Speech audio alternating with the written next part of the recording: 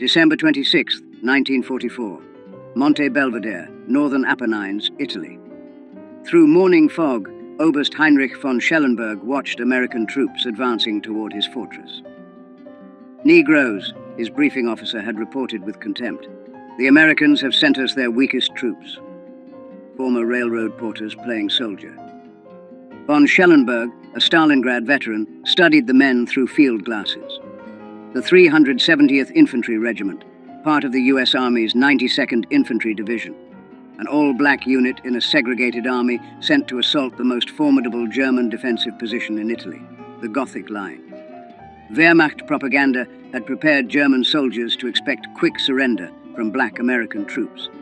Nazi racial theories declared African soldiers inherently inferior in combat, lacking discipline and courage for sustained fighting. What von Schellenberg didn't know was that marching toward his mountain fortress were men who had endured challenges no German soldier could imagine. They had fought racism in their own army, trained with inadequate equipment, and served under officers who expected them to fail. They carried a burden heavier than their packs, the weight of representing an entire race to a world that doubted them. Within 48 hours, von Schellenberg would send an urgent message to Field Marshal Kesselring's headquarters, a message that would force German commanders to reassess everything they believed about racial combat capabilities. The Germans had laughed, but the laughter died in the mountains. This is the story of how the Buffalo Soldiers of World War II transformed from objects of derision into the sledgehammer that cracked the Gothic Line. Subscribe to the channel if you never want to miss stories like this. Most people don't know this history exists. Help us change that. The 92nd Infantry Division activated in October 1942 at Fort Huachuca, Arizona. 15,000 black soldiers organized into 4 infantry regiments. Their shoulder patch bore a black buffalo, honoring the legendary Buffalo Soldiers of the Frontier Army. But pride couldn't overcome systematic obstacles. The U.S. Army remained rigidly segregated. Black soldiers lived in separate barracks, ate in separate mess halls, and trained under predominantly white officers, many from southern states where segregation was law. Private First Class Vernon Baker later recalled, "Some officers made it clear they expected us to fail. They told us directly that colored soldiers couldn't fight, couldn't lead, couldn't handle combat pressure. We trained twice as hard to prove them wrong, knowing we'd get half the credit." Training at Fort Huachuca proved brutal. Temperatures exceeded 110 degrees in Arizona's desert. Yet the division received inferior equipment, World War I surplus rifles, limited ammunition, the worst vehicles.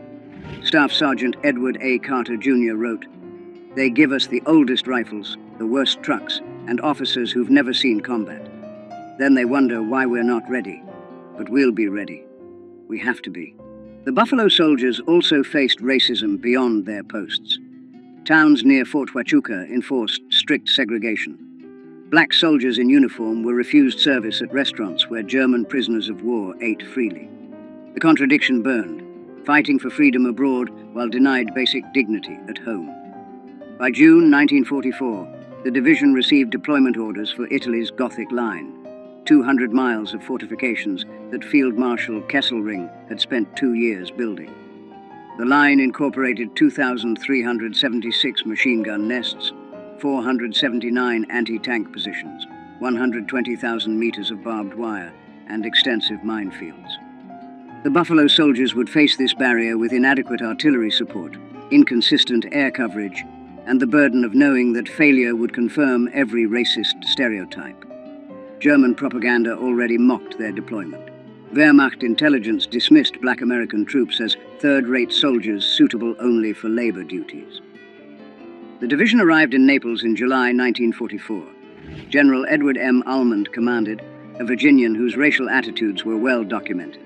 He openly doubted his soldiers' capabilities and maintained relationships with officers who shared his prejudices.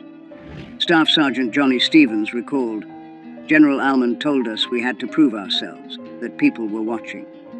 What he didn't say, but we all heard, was that he expected us to fail. That made us more determined than any pep talk could have." By December 1944, Allied commanders faced crisis. The Gothic Line remained unbroken despite months of attacks. Winter approached. General Mark Clark needed a breakthrough before snow made mountain warfare impossible. The mission given to the 92nd Infantry Division: assault the western anchor of the Gothic Line, capture mountain peaks dominating the Serchio Valley, and drive German forces back. Success would open the door to northern Italy. Failure would mean another winter of stalemate and confirmation of every racist assumption about black soldiers. The centerpiece of German defenses was Monte Belvedere, rising 3,830 feet above the Serchio Valley. From its summit, German observation posts could see 50 miles in every direction, calling artillery fire on any movement with devastating accuracy. Oberst von Schellenberg, commanding the 148th Grenadier Division, had supervised construction personally. Concrete bunkers with 3-foot walls protected machine gun crews.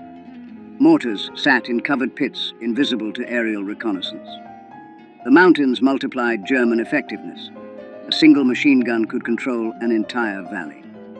Lieutenant Hans Becker wrote to his wife, "The Americans would need wings to reach us. The slopes are so steep that climbing without enemy fire would be difficult. Under fire, I cannot imagine how they could advance. The Negro troops they're sending will die before they reach our wire." German intelligence on the 92nd Infantry Division reflected Nazi racial prejudices. A November 1944 assessment stated, "American Negro units lack combat motivation. They will advance until meeting serious resistance, then retreat or surrender. Division is suitable only for defensive operations or garrison duties." This wasn't based on combat observation. It reflected Nazi ideology that declared non-Aryans inherently inferior. Wehrmacht training manuals advised, "Offer strong initial resistance. Negro troops will panic and flee. Their white officers will be unable to restore order." These assumptions created dangerous overconfidence. Von Schellenberg positioned forces believing black troops would collapse under artillery fire, never reaching his main defensive line. The Gothic Line's fortifications included S-mines, bouncing Bettys, that jumped 3 feet before exploding at groin height.